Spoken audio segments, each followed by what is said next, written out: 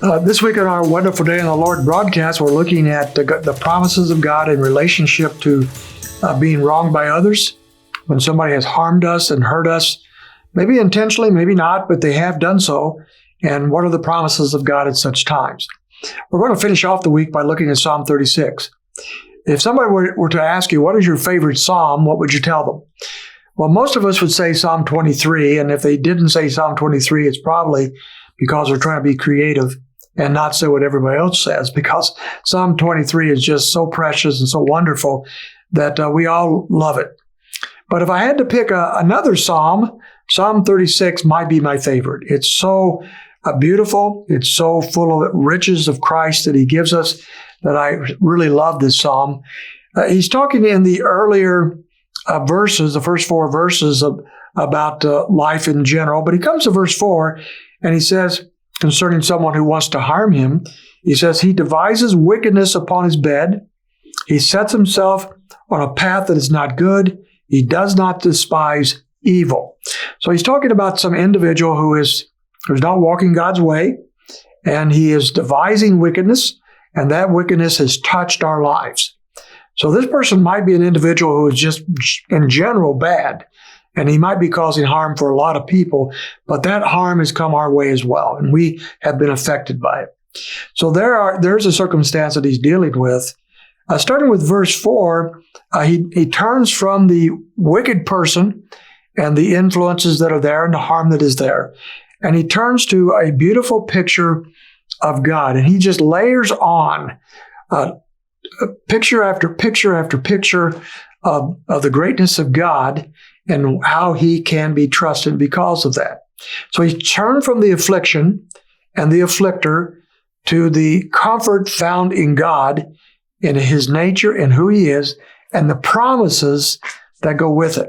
So enjoy this with me. Verse 5, your loving kindness, O Yahweh, is in the heavens. So he speaks of the loving kindness of God, the Hebrew word hesed, which means mercy, kindness, love, all wrapped up in one beautiful word. The loving kindness of the Lord. That's a promise. God's loving kindness never fades. It's for his people. And then he says, your faithfulness reaches to the skies. And so he's not only loving and kind and merciful, but he's ever faithful. The wicked are not. Those that choose to harm us or others, they're not faithful, but God is.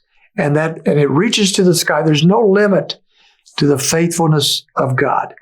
Your righteousness is like the mountains of God. Think of stability. We live here in Illinois, the plains. We don't see any mountains here.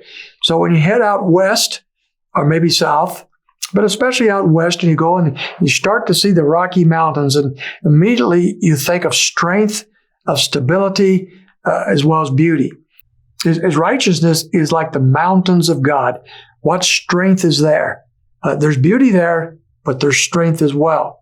Your judgments are like a great deep. So he goes the other way with judgments.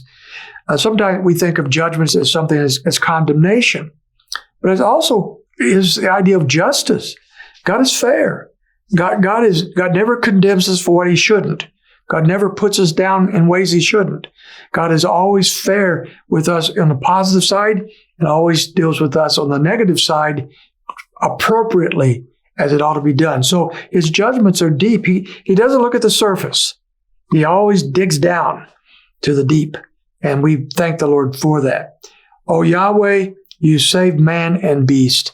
And so he's looking again at the promises of God based upon his loving kindness and his faithfulness and his righteousness and his judgments. He says, you saved man and beast. We can depend on you, God. We can trust you because of who you are. How precious is your loving kindness, O God, and the sons of men take refuge in the shadows of your wings. His metaphors are just so perfect here.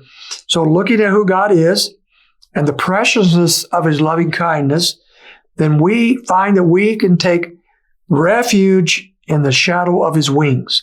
So we have the picture here of the mother chicken, for example, the hen who takes her babies under her wings and protects them from all harms. God is like that, only infinitely better, of course, that nothing can break through his wings that protect us. They are satisfied from the riches of your house, and you give them to drink of the rivers of your delights. Satisfaction, delights, all found in God. These are the promises of God. These are the things he gives us, even in the midst of those who might harm us. And then he finishes in verse 9, for with you is the fountain of life. In your light we see light. Again, what metaphors. The fountain of life is ours. That's a promise of God. The fountain of life. And the light that he gives us leads us to the light of life and truth. I don't think you could improve on these promises in the light of life, and especially in the light of the harm that might come our way in life.